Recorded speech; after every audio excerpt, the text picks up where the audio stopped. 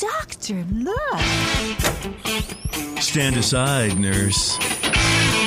I'm Dr. Homebrew. Stand clear.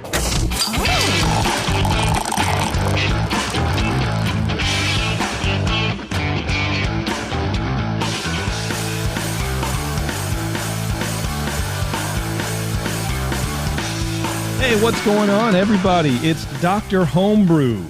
We are back here with Brian and Brian. We're going to be drinking some homebrew from a guy called Brian. So effectively, officially, this reinstates the Council of Brians. I would like to call the meeting of the Council of Brian's to order. I move that we reconsider the wisdom of this. Well, that's movement flushed. I don't know. Well, if it's not seconded, it has to be flushed, right? Oh, damn, that sucks. Earlier, yeah. Anyway, welcome, everybody. We do have a Czech Lager from Brian Stevens here, who's hanging on the line. We also have, we're going to be doing a non-alcoholic to alcoholic beer comparison. I'll just leave it at that. We got a mass-marketed beer.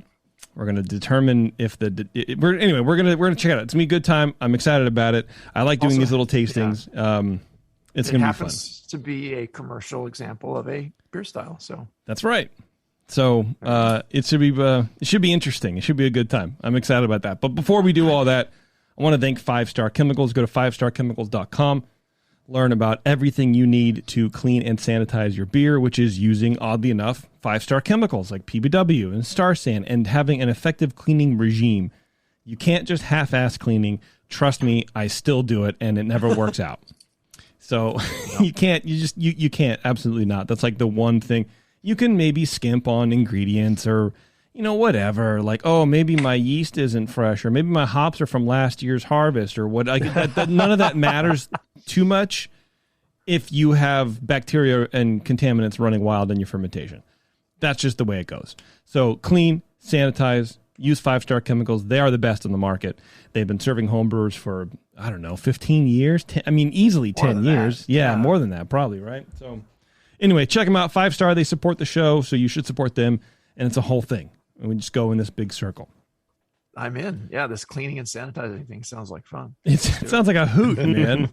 Sounds like a hoot, man. I right before the show, so I've been having this like post nasal drip for like 2 months. This is now Jamil's medical corner. I'm stealing it, and like I don't know what the fuck's going on. It's very it's annoying because it's like a dry cough, and then I'm clearing my throat constantly. And finally, my doctor's like, "Okay, well, come in for a chest X-ray." I did all that; everything's fine. So he's like, "Okay, get on like Claritin and Flonase for 4 weeks." Mm-hmm. Like, damn.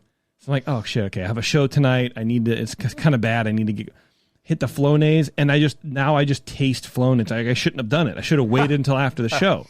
So I don't know why. I don't know when are we going to be able to get a nasal spray that doesn't just taste like aspirin in the back of your throat? Yeah. Like, why can't it just taste better? I don't understand it. Flonase is kind of like roses, though. It smells floral. good. It's floral. Yes, it smells good, but it tastes like shit.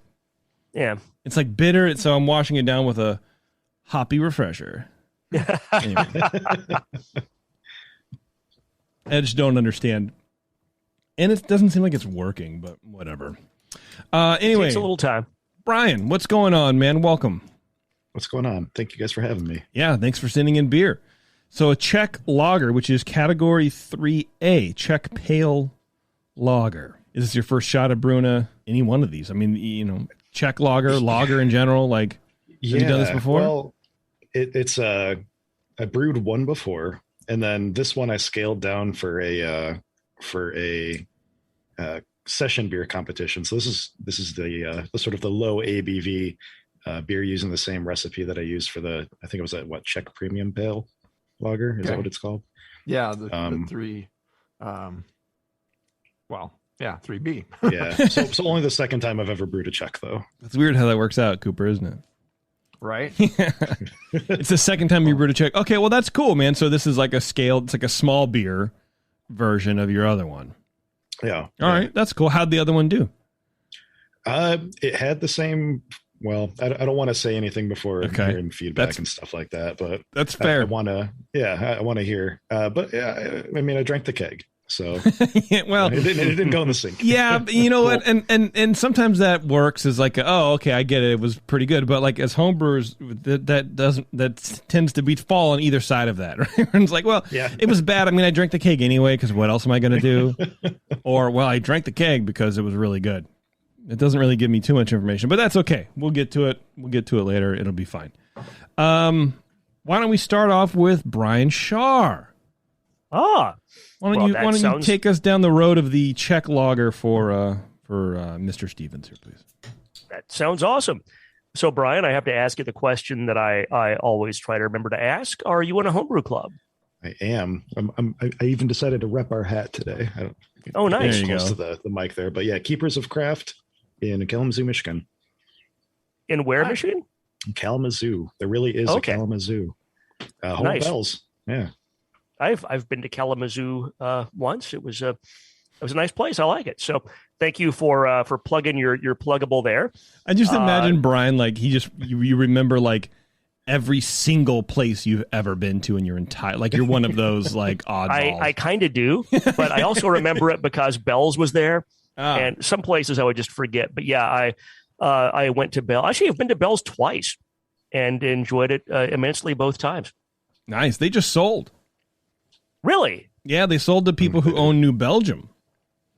So was it Lion or whatever? Huh. Yeah. Kieran, yeah. Yeah. And I guess Larry was like, yeah, I'm retiring. I mean, what do you want from me? Yeah. Yeah. He's Well, earned it. everybody has to retire sometime, and everybody gets to enjoy some retirement, hopefully. Agreed. But cool. So yeah, thank you for sharing this this Czech Pale Lager. We were discussing right before the show. We can't call it a Czech Pils. It's a Czech Pale Lager 3A. I enjoyed it quite a bit. Aroma, I got a medium bready malt at the forefront. Not like people typically talk about bread crust being like dark crust or dark bread, but it was really more just like fresh artisan bread. Like the bread itself. Ooh, artisan was kind of what I got. Yes, Yeah. artisan. I'm hardly an artisan of bread, but I know where I can buy it. All right. So it just tasted that kind of doughy, slightly yeasty character that's just so inviting. No hop aroma, and I let this is a sample I judged about 2 hours ago. It's warmed up quite a bit. I still don't really get any hop aroma out of it. I see what you mean about the bready quality. It is like a fresh French bread, but not the sour tart way, but that I mean, I guess like perfumey. Somehow the different recipes can sort of pull out different aromas of the same bread flour. I don't know what it is, right? And so I think it's like a moisture content thing also. But yeah, it's definitely like we just made some French rolls. Exactly. Yeah, There's like a the nice center warm of that. baguette just sitting there, Yeah. and I want to chow down on that while I'm drinking this beer. Hell yeah. I get like a little hint of caramel, maybe butterscotch, but it's so hard to distinguish. It's tiny, and I might be talking myself into it. And I think it's definitely not diacetyl. I think if it's anything, it's a little hint of caramel, which is nice. It gives a little bit of complexity. So 8 out of 12 on aroma. Appearance 3 out of 3. This beer is crystal clear. It's got a low, persistent white head. And I did fill it up again. This head hasn't been sitting there for 2 hours, but still, it's pretty persistent. Pale gold in color. Flavor. Initially, the flavor is malty. It's not quite as bready as the aroma, but it's similar. Bitterness comes up pretty fast to balance. I get a little light caramel in the finish, just like there's a little very low caramel in the aroma. It's balanced and well attenuated. However, it is sort of lacking hop flavor, just like it was kind of lacking hop aroma. Finish is long and balanced between the malt and the bitterness. So give that 13 out of 20. Mouthfeel, 5 out of 5. Medium-low body. Carbonation is medium. There's no warming, no astringency. It's more creamy than not creamy. So it's definitely ticks the box for creaminess. Then overall impression, I gave it a 7 for a total of 36. I really like this beer a lot. It's very tasty, easy drinking. I could have a few of these. The only reason I didn't score it higher was just the hop flavor and hop aroma. It needs to have a little bit, particularly a flavor, and maybe I'm just missing it somehow. And I'll be curious what Cooper has to say about that. But I think I would bump up the hops, the finishing hops, maybe a third to a half next time you brew this, because everything else about this beer to me is really nice. It's really good. It's really easy drinking. It hits just about every mark you need to hit for this style, but for the hop aroma and the hop flavor. But thank you very much for sharing. Yeah, of course. Okay. I agree with you, Shar. And we'll see what Cooper says, and then I'll come in. But I know it's a weird day today. Cooper, go ahead, please. Well, you're on that Flonase crap. Yeah, I'm high as a motherfucker. That's a good dude. point. Yeah. Flonase is a hell of a drug. Yeah. Yes, sir. Okay. The bottle had a nice hiss when I opened it up. Properly labeled as for competition. It's ready to go there. Good fill level. And the aroma, like oddly to me, the first thing it opened up with is a medium low green pepper like spiciness, and it's pretty well. In this sample, it's a little more subtle, I think, than I got last night. It kind of warmed up a little more last night when I first opened it. It had sat out for a little bit longer. It also has, just low malt, lightly bready, no obvious esters. Seems to be well lagered. Faint herbal notes and hops, somewhat covered up by that other aroma in there. No DMS or diacetyl, no real sulfur noted here. Lager qualities seem pretty good with the low fruitiness there for the style. Generally light overall too. There's not a lot for the beer to hide behind. So it's a delicate beer to start with. Maybe the kind of green pepper note I got might be a fine point. It's really not overwhelming, knock you upside the head or anything, but it is there for me. Appearance wise, it's a pretty pale golden color with a brilliant clarity. White headed, mostly finer bubbles. Sticks around quite well. Had to give it full points for appearance. Flavor wise, again in the flavor I get a medium low kind of phenolic or something of this odd green pepper like quality, kind of vegetal a little bit tasting, but not like the classic vegetal like cooked corn or canned green beans or anything like that, or cabbage, celery, asparagus. It's just a little bit green pepper like. Low, lightly malty, low herbal hop. Seems to be lagered okay for the most part. No diacetyl or acetaldehyde poking out here. Doesn't seem to be a fermentation problem really. It's bounced to the malt. Again, lightly peppery, faintly sweet in the finish, but it's mostly dry. Not very hoppy. I said that was a little low for the style. I kind of agree with Brian there. Mouthfeel wise, medium light bodied with medium carbonation, no warmth or obvious astringency. It's not creamy. It's appropriate. But there's a little the phenolic or whatever that is that's causing the chemical that is kind of causing that flavor bites just a little bit. It's not like a sharp hot pepper bite, but there's a little pepperiness to it, and it does give a little bit like, okay, that attacks the tongue a little bit more than this would. It doesn't seem like it's coming from bitterness. The bitterness is actually pretty low.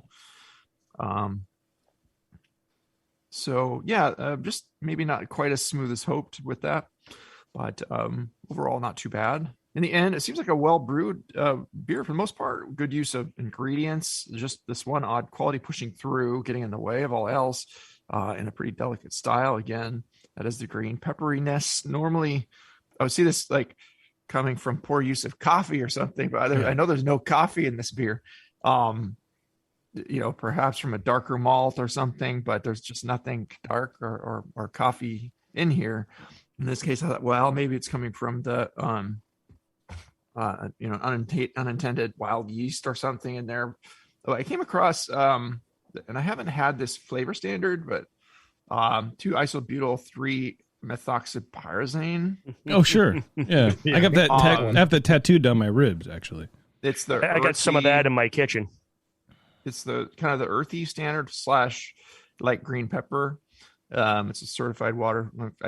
I'm on the Aroxa website, a certified water flavor standard for you can train professionals with. It comes from contaminated water. It's formed by actinobacteria in lakes, reservoirs, and water distribution systems. It can occur in mixture with other methoxypyrazines, but I have little experience with that chemistry, but it's said to have kind of an earthiness and kind of a green pepper like quality. So my best guess is it might be something like that and something coming from the water. I'd love to hear how you treat the water and what you did with your yeast and stuff too, in case it could be a wild yeast thing, how you cared for that. The fermentation really does seem fine. But just if you do have any issues with cleanliness of any transfer equipment, just watch contamination, check the valves, check replace the plastic, anything that you're transferring with after the beer's been cooled. Take careful control of the fermentation, ensure only the intended strain is taking hold, but I'm really kind of leaning towards that might not be it. I gave that beer a 29. It's a pretty subtle flaw. It's fair, I think, at the top end of good. It misses the mark, but has that minor flaw. It's actually pretty close to style. It doesn't miss the mark on the style too much. It just has that somewhat, very noticeable flaw to me in the flavor and the aroma. So I just had to take it down a little further. I could have probably been nice and gotten into the lower 30s, but I don't know. I like the beer, and I could, like you said, I could drink. I drink from the keg, no problem. Have a couple pints. You kind of get used to it after a while. I was like, okay, that's interesting. It's not really. It doesn't seem like it's intended. It wasn't declared as a green pepper beer, but can you imagine? So odd. Do you get that, Brian or JP? Yeah, I get it for sure. I don't really get it. Okay. Maybe it's just so subtle that I'm just somehow not detecting that. I keep going back both from the older sample that's been warmer quite a bit and the colder one, and I'm just not getting the green pepper. It's just fresh green bell pepper to me, like in the nose. And it's, it doesn't taste like stale, rotten, moldy green pepper, so that's good. That's always a plus. I get it less in the nose and more in the flavor. It does come out more in the flavor to me too. Yeah. Interesting. Yeah. Yeah, and you know what? I didn't really notice it, Cooper, until you put a name on it, and then it's like that's kind of all I can taste. It wasn't even there to me. I guess maybe I was confusing it with like a hop edition or something like that, where I was like letting it go. But that's just the nature of the tasting game. Once someone says something, it just either you pick up on it and that's all you key in on it, or you want to fight it. Like it's just the power of suggestion. This beer smells like socks. It's hard. Yeah, socks. It is socks. Yeah, it's like what it is. We've talked about that before on this show, and it's a phenomenon. It's incredibly suggestible. Yeah, absolutely. Which is why we judge and then talk about it. But getting back to you, Shar, I think what you were saying about the beer, where it needs a little hop addition thing, I would agree, because it does sort of finish creamy for me. Yeah. And again, it could be the Flonase, I don't know, but it doesn't finish as like crisp as I would like it to. I wonder if those green pepper notes, Cooper, are like a yeast phenol. I would be interested to learn about the yeast and what kind of yeast and that kind of thing. But I guess it would have to be, right? Either it's a hop thing or a fermentation thing. Most yeast phenols, though, to me, that come across as like if they're peppery, it's like a harsh, like spiciness, or more towards kind of clove-like or plastic. Because there's so many different yeasts out there now compared to even 5 years ago. I wouldn't know. I wouldn't know anymore. I just sort of assume now. If you get contamination with a Belgian yeast strain, it's gonna be more like the white pepper, the kind of actually kind of pleasant pepperiness, but not like, I've never had one that kicks off green pepper like this. Yeah, it's interesting. I think the water. I'm gonna say water. Okay. Usually I'm real sensitive to phenol, and usually if there's a phenol issue, I'm like the first guy to be like, oh, there's phenols, and pepper tends to be in that family. But it's weird that I'm not picking that up when you guys are. I'm not sure if this chemical is a phenol. It's a pyrazine, which I don't know. I'm not a chemist. I don't know what chemical family that's in, but it refers, the article here refers to other pyrazines as well. It can be coexisting with this stuff. So I don't know. Interesting. I'd like to get a hold of that flavor standard and sample it in a light lager against the undosed beer and do that. But yeah, I think I'd agree with everybody. It's a little creamy for me at the bottom, and I wish it was a little crisper. But anyway, Brian, maybe a little more bitterness, perhaps. Yeah, I would go. I was going to say 32, and then I thought about it more, and then I was like, I would probably throw it a 30. That's what I would do. All right. But anyway, Brian, tell us about this beer, man. Yeah. So green pepper was the flavor I was looking for. And I can't really taste it either. But I brought it to my homebrew club after I first made it. I'm like, yeah, check out my new Czech Pils. Czech Pale Lager. How dare you? And and everybody picked it out right away. I thought people were messing with me. Like one person came up to me and they were like, this tastes like green pepper. And I thought that the word like spread, and other people were like, yeah, this beer has a lot of green pepper. But no, it was just individual people coming up to me and being like, green pepper, green pepper, green pepper. And I didn't really know where that would come from too, because like you, Brian, I thought coffee, like old coffee or something. There it is. And so I was like, well, you know what? I'll send it out to these guys and see maybe if they pick it out too and what happens. And I sent it to another competition too, and they called out green pepper. Just for the sake of having multiple people get a hold of it. And yeah, they didn't have any inside info from your club members either. No. So we assume. But yeah, I guess let me tell you about the recipe. Water, like you said, I make my own RO water. I have an RO system, and I just treat it myself. I've since brewed a Märzen with that same water, and nothing like this in there. That shouldn't be a problem then. That's odd. So I'm not sure. But yeah, we'll keep going. For brewing salts, really, really light. I think like 15 parts per million sulfite, 35 chloride, just almost nothing. For the grain, it's 87% Pilsner malt, 10% carafoam, and 4% melanoidin. So some of those caramely flavors might be that melanoidin that you're picking out. In the boil, 1 ounce of Saaz at 60, 1 ounce at 10, 2 ounces at 5, and then I actually whirlpooled with some Saaz at the end too. Just like an ounce for 20 minutes at the end. Just, I don't know, why not? And it was fermented with a 3.5 liter decanted pitch of Imperial's Urkel yeast. See what I mean? Which I think is there's so many weird fucking yeast out there. You never know what comes from what anymore. I think it's their like Pilsner Urkel yeast or something like that. So that's funny. The OG was 1040, fermented down to 1008. So it was somewhere right around 4%, I think.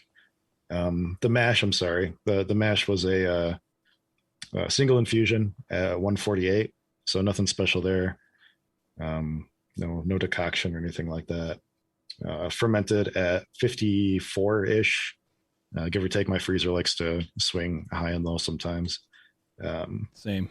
But until roughly, I'm not very scientific with my lager brewing. I wait for the bubbles to kind of slow down a little bit and then bring it up for a diacetyl rest.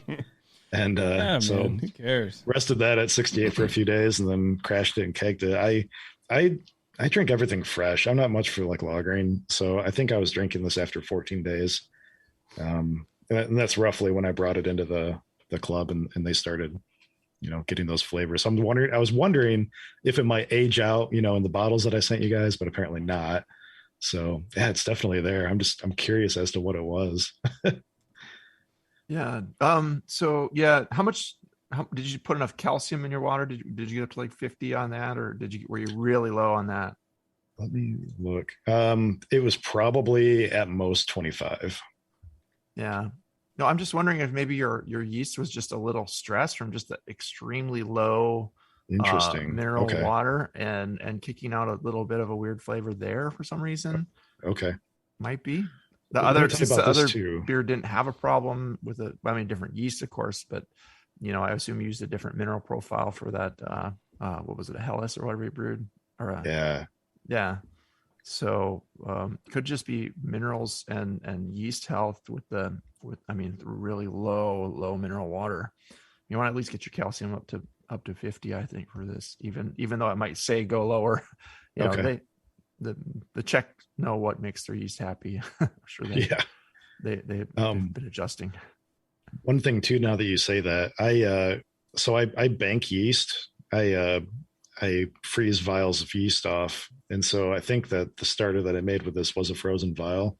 So I started this up from maybe like 40, 50 billion cells into a starter and then pitched that again into the beer itself. So maybe somewhere along the way, it wasn't the healthiest. And if you're not sensitive to this smell too, you might have checked it as you would, I'm sure, and smelled okay, and in it goes. But that's it could be something. I would suspect maybe yeast, since you're using RO and building up. It's not like water. We got a guest here, the kitty cat. All right, that's Sebastian. He wants to be on YouTube, I guess, and Facebook. So but I've never tasted that flavor from yeast. It's so weird to me. It is my gift to you now that you know it can happen. We'll try to duplicate that. Yeah.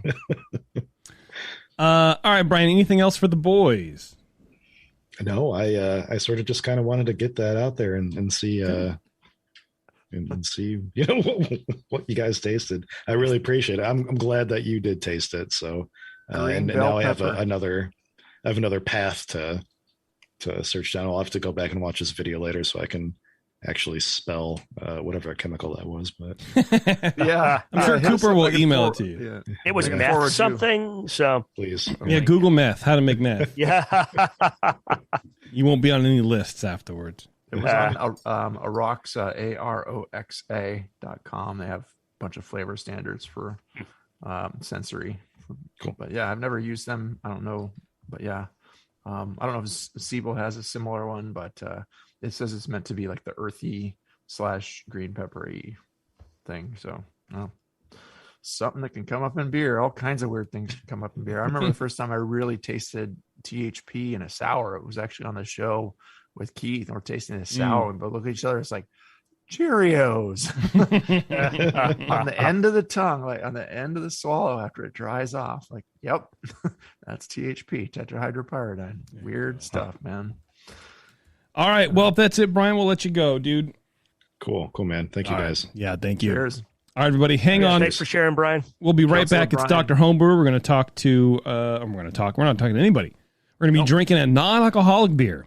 So hang on. We'll be right back.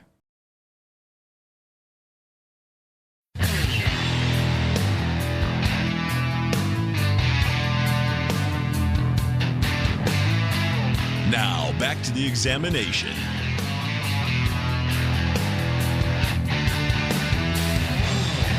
Hey, glad you hung out, everybody. Thanks for sticking around. It's non-alcoholic beer time, and I know I didn't really sell that well in the last segment, but I was trying to maintain some sort of like air of mystique and mystery, and I don't really need to because it's just fucking Heineken.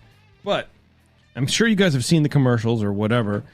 Heineken has a non-alcoholic version of their classic lager, which I really like. I mean, if you can get it fresh, it's, great, or at least not skunked. There's a difference, I guess. I'm sure 6-month-old not skunked Heineken is still fine, but 2-week-old skunk Heineken is not going to be good. But Brian Cooper, you turned me on to Heineken 00. The 0.0 stuff, yeah, it's the strong stuff. I've been sipping some of that lately, just because. You got to do it every once in a while, man. Yeah, a little cleanse. I think it's okay, honestly. I mean, we as like beer drinkers, especially like in our younger days. I don't know if you guys are anything like me, but it was like, oh, you can't. What are you, some kind of pussy? You can't handle, come on, you got to come out and drink. And it's like, okay, I don't really want to, but this is sort of an alternative to that because we all like the flavor of beer. And yes, you could argue that the taste of Heineken isn't desirable or sought after or whatever, but there are people who like it, obviously, because it's still on the market. I happen to like Heineken. I think it's a totally fine beer. I'll drink it probably over some craft beers. Yeah, like what are back you in gonna the do? day, it would be one of the few beers you could get on an airplane that wasn't like Bud or Coors. You know, Right. it was like, oh, okay, it's an international beer. And it would come in a can on the airplane instead of the bottle. So Exactly. okay. So Even better. it's something that is totally fine. And I really feel like we should sort of drop the stigma about non-alcoholic beers either having no flavor or not being good, or just like, why would you even drink that? It's like people who rail against people who drink decaf coffee. Like, just there's something for everybody. It's fine. There's there've become a lot of different brewers that are just doing solely non-alcoholic beers.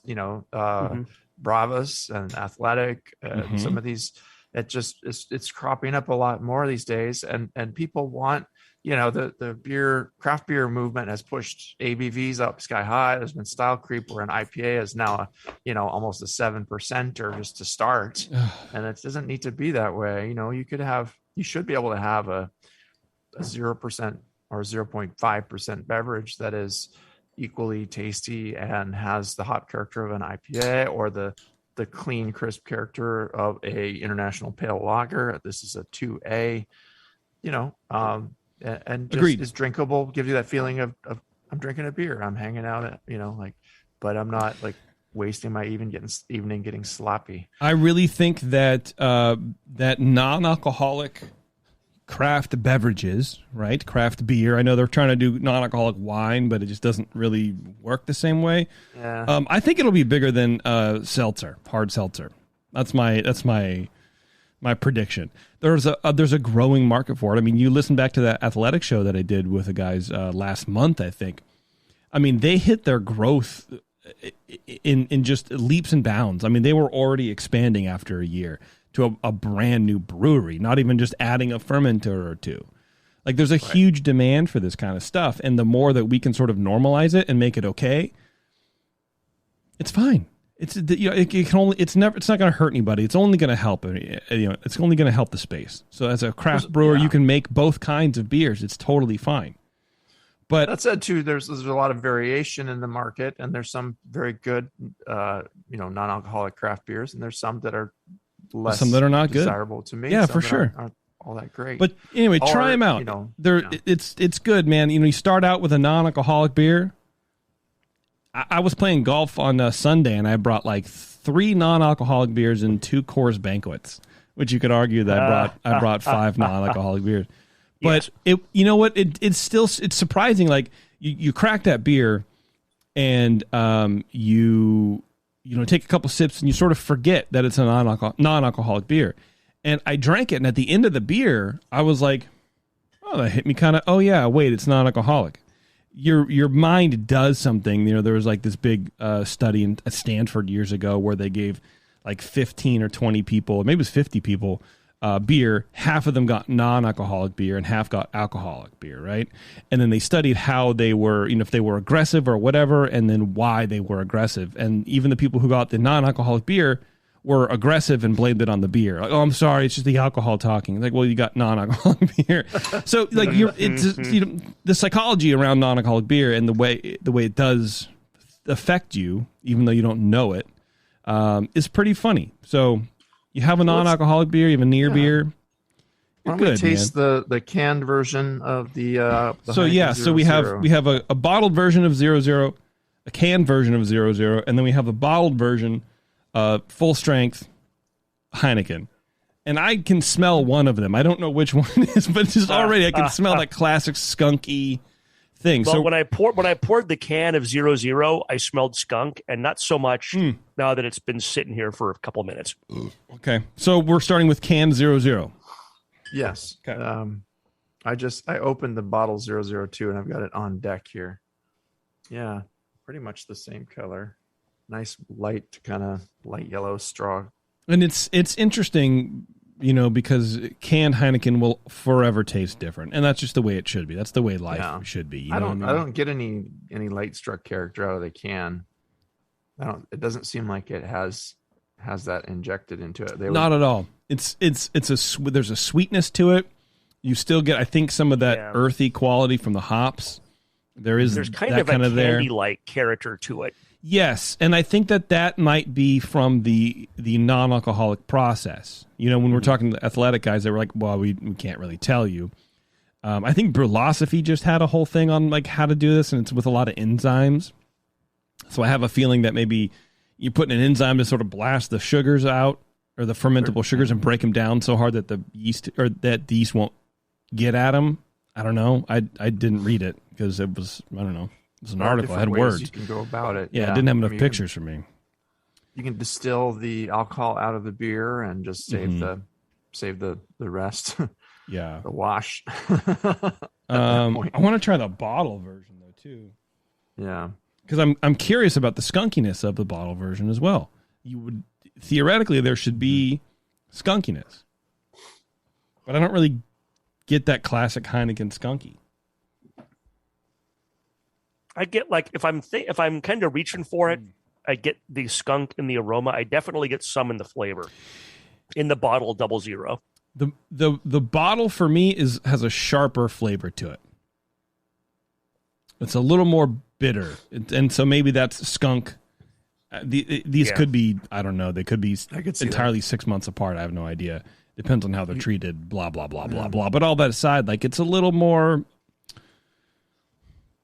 Yeah, there's a little sharpness to it that I'm just going to attribute to like temperature change or whatever. But for the most part, they taste pretty much the same. My bottle expires June 2022. So boy, they're keeping this around for a while. Interesting. Wow, that's the bottle of the 00. 8 months out of here. And the can is best by May 2022. The can that I have. I know you guys had a different source. Gravy. We can compare.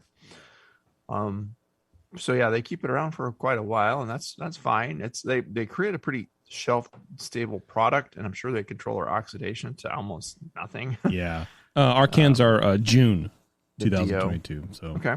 Yeah, it's pretty much right there. The touch fresher, but real similar. Yeah, so what do you think about these beers as examples of the style? Does the non-alcoholic process changing that really at all? It's got the thing that's missing in most non-alcoholic beers is the body.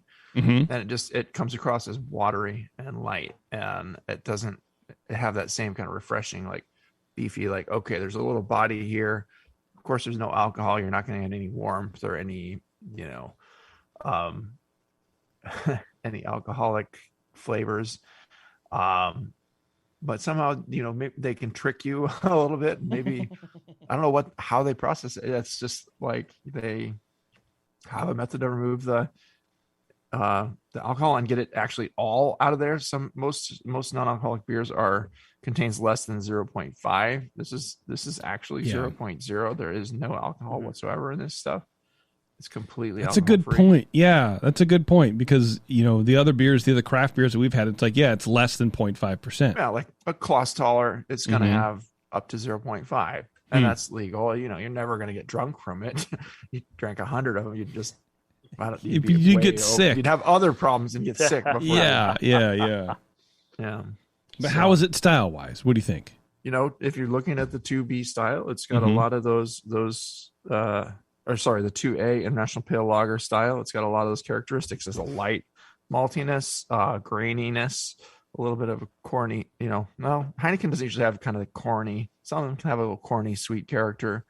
This is going to have more of a kind of a spicy, noble hop character maybe in the background, but pretty low, low levels of yeast character. You can have a little bit of light apple fruitiness, but this doesn't usually have any kind of fruitiness. No, it's a little bit like of sulfur, like a red apple, like inside, like flesh when I burp. Yeah, but I don't think that's terrible.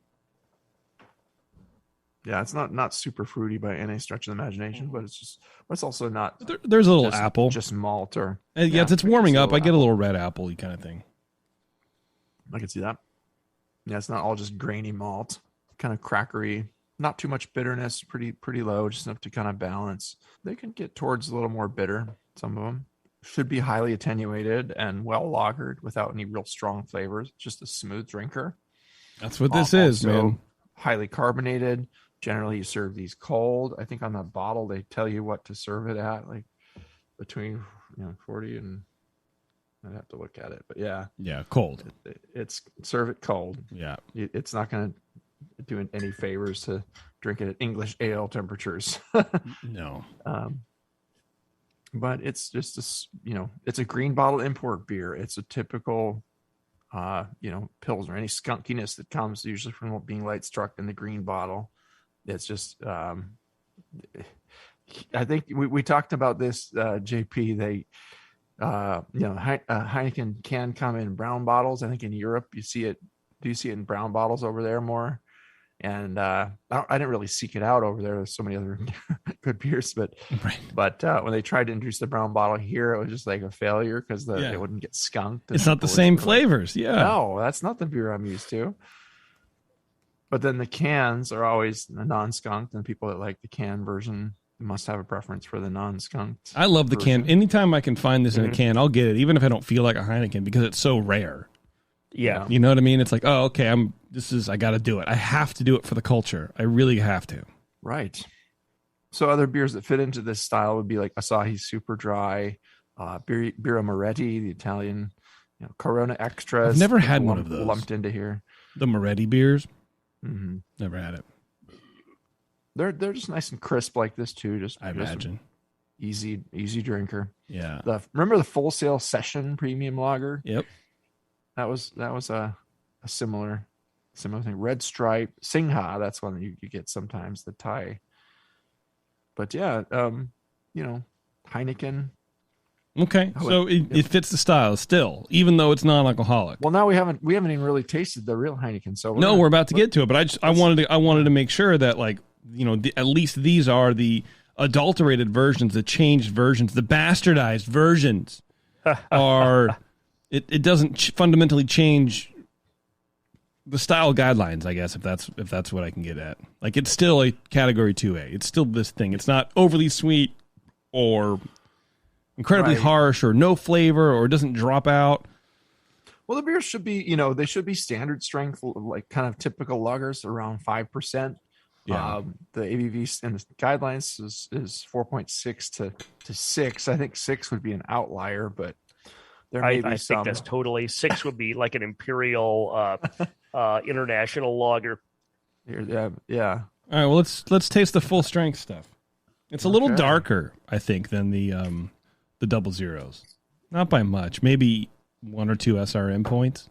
I get a little skunk, but not a lot. No, out of the nose, like, yep. I feel like I'm in that's Heineken. a seedy bar in San Francisco waiting for some shitty band to start playing. I'm getting the skunkiness in this one for sure. But it's got that same kind of like, a little bit of a kind of an earthy quality to it. A little bit of.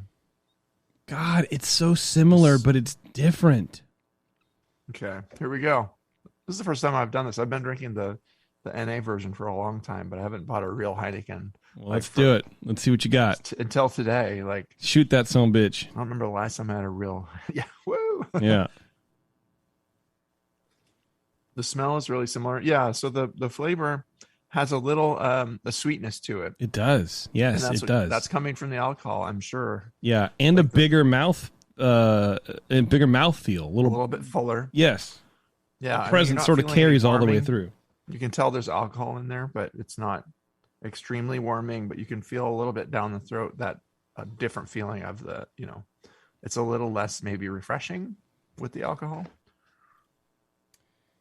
Yeah, and again, it's challenging. Like the pure way to do this would be to find a Heineken in a can, so it's not skunked out of its fucking mind.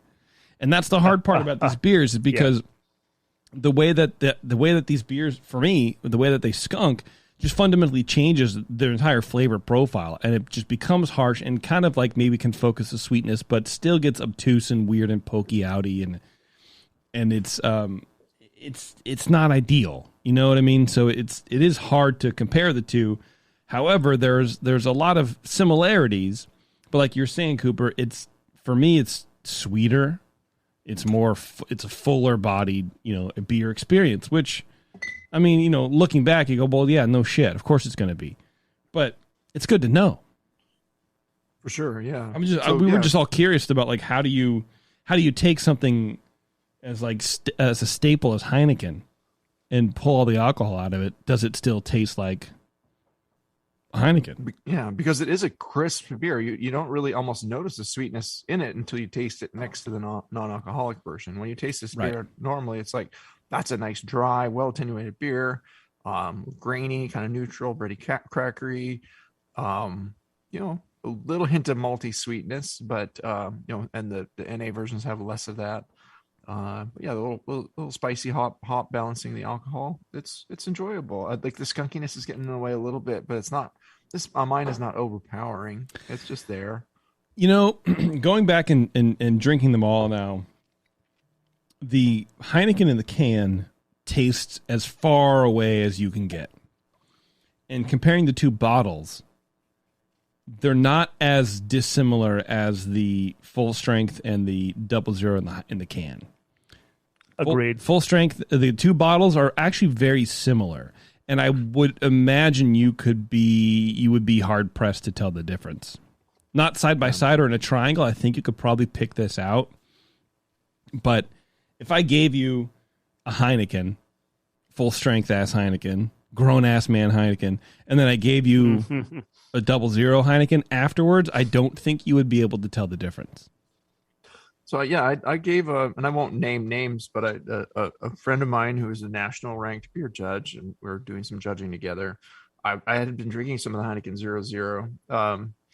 After the last just dry out cleanse, whatever you want to call it, I just kind of made it a habit to just have the 00 be the first beer of the night, and then I'll switch to something alcoholic and drink it by the half pint. Just you don't have to get crazy. I like to come home and have a beer in the evening, but not 6 beers and get sloppy. So right.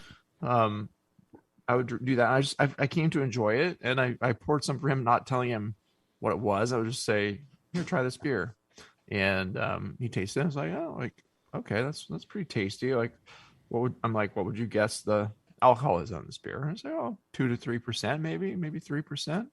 Like, how about 0? It's like, I wasn't really trying to got his ass. And then what did Dave Teckham say? I'm kidding. Yeah, took away his beer judging license. Yeah. It's not that much different. It's not that much different. Just a little sweetness. Really You're not tasting a whole lot of alcohol in the Heineken.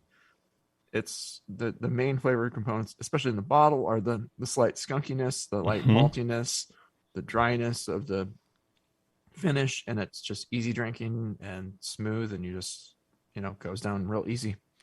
I am sort of surprised at the how little of the skunky bits come through in the 00. I mean, this full strength bottle is best by August 2022, and I thought like the standard of shelf stability or shelf life was 6 months, but apparently not. I mean, that's August 22.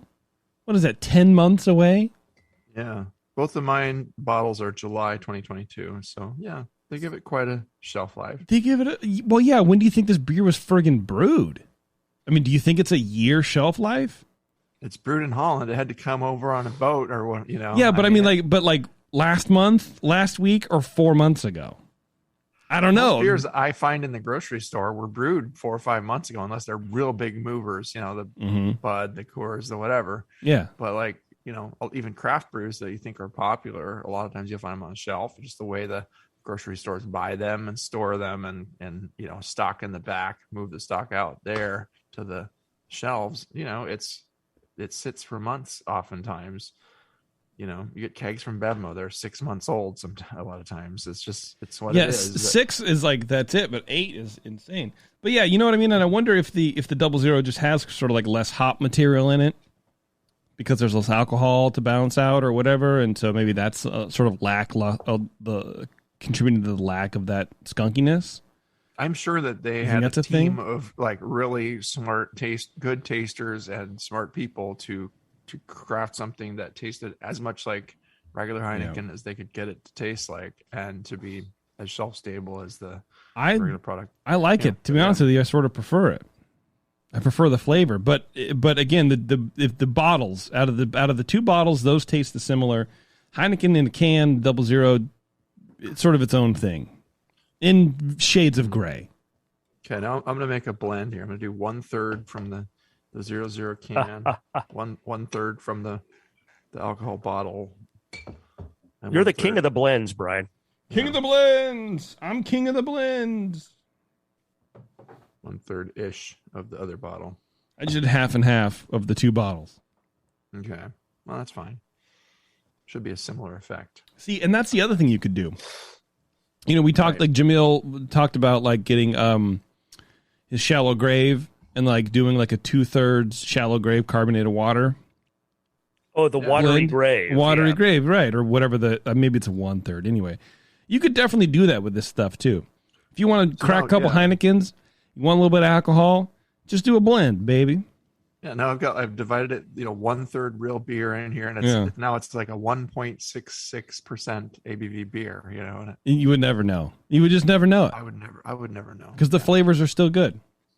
Anyway, I think we've beaten that horse to death, huh? Let's not beat horses.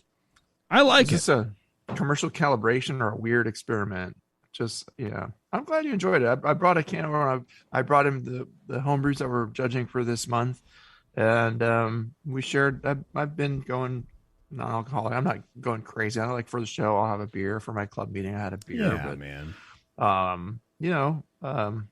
You got to do it every once in a while. Thanksgiving will be the beginning of cutting loose a little bit with the regular beer. It was like when you switch back from taking a little cleanse, you do have to be careful and acclimate. It's a process. Like all of a sudden that 7% IPA that you used to drink 2 or 3 of in a sitting or like hits you after the one. And it's like, oh boy, hello. Yeah, for sure. All right, hang on everyone. This is Dr. Homebrew. We're going to wrap things up. We'll come right back, take a little breaky poo, and we'll see you on the other side. Hang on a second.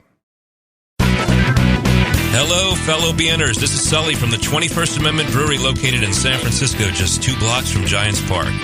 Before Nico and I opened the 21A and before I was a professional brewer, I homebrewed on my small 4-burner apartment stove in a back house in Santa Monica, California, making my extract brews before graduating to the daunting idea of all-grain brewing. Homebrew books and information was hard to come by back then. The internet hadn't been invented yet, along with other things we take for granted today, like electricity and potable water. One thing I wish I had back then when I was learning was a radio show that could teach me the ins and outs of brewing and answer questions that I had about homebrewing, a resource for making great craft beer. The 21st Amendment Brewery is excited to be a proud sponsor of Dr. Homebrew, a great show that teaches you what you need to know about making incredible beer. Good stuff. Listen up, you might learn something. I certainly did. And thanks for your support. Tasty Crack Games.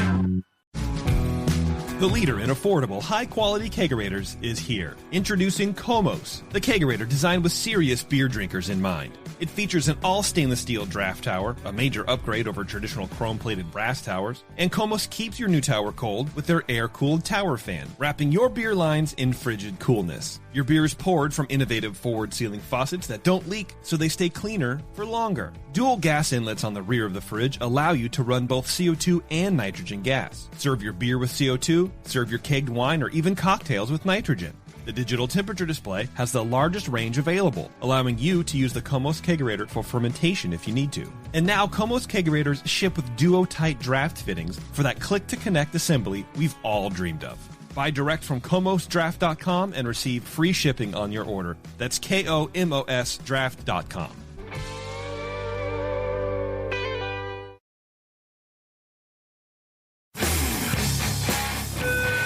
Dr. Homebrew, please report to the ER for code blue. Dr. Homebrew to the ER, please. No, and your tea time has been moved to 2:30. See, it wasn't so bad. Welcome back, everybody. Dr. Homebrew wrapping things up with the Heineken 00 Challenge. The Heineken Challenge Reno.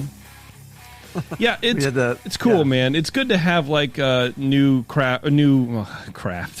It's good to have new non-alcoholic beer in the space because, like you were saying before the break, I'm taking a little break here now and then too, and it's something to do, man. I don't know. It feels good. It feels good to be able to like have a beer and you're still good. And also, you get those cravings like at 1 o'clock in the afternoon or like 2. You're like, God, I really want a fucking beer, but I can't. Now you can have one. Yeah, it's fine. You can. Yeah. You can operate like heavy machinery while drinking it. Like, here's the thing: since it's 00, since it's alcohol free, can you drink that and drive? I'm sure you could. The funny thing is, I went to buy some in the store, and I went through the checkout line in the the self checkout, and they're like, oh no, that's a restricted item. I scanned it. It would say call for attendant. They're like, oh, you can't buy that in this line. I'm like, it's alcohol free. There's no alcohol in this. It's 0. Like, I don't. It's a restricted product. You can't buy it in this lane. Okay. Yeah, just buy the SKUs. It's funny because like I'll go to Total Wine and pick up my hoppy refresher. We literally buy these by the fucking caseload, dude. I go through them so much. But when I check out for curbside pickup, it says you have to be 21 years older and you have to show ID. And here's these people wheeling out these literally 2 cases of this, and they come and check my ID in my car. I'm like, you gotta be joking me. It literally says 0 alcohol. You're gonna get extra sober on that. Yeah, I know, right? Oh boy, I don't know. Good stuff, man. And then Brian's Czech Lager, that was good too, man. Hopefully he can figure out where the pepper's coming from. I don't know. I think it's more. I think it's more yeast than we think. Because I think that people are sort of like diving into these yeasts, these yeast companies, like, oh, we need a portfolio of yeast. We need to figure out what's going on. So let's figure out what goes deeper into the vaults rather than just like, oh, well, this one performs best in this. It's like, well, let's go to this weird, funky one, and we'll throw that out there. Not that Imperial Yeast is doing that, but I don't know. I just think that sometimes that can happen.